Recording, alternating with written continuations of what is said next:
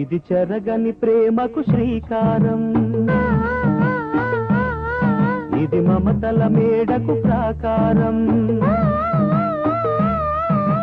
పండిన కలలకు శ్రీరస్తు, పసుపు కుంకుమకు శుభమస్తు, కనివిని ఎరుగని అనురాగానికి కలకాలం వైభోగమస్తు, కలకాలం వైభోగమస్తు. ఇది చెరగని ప్రేమకు శ్రీకారం,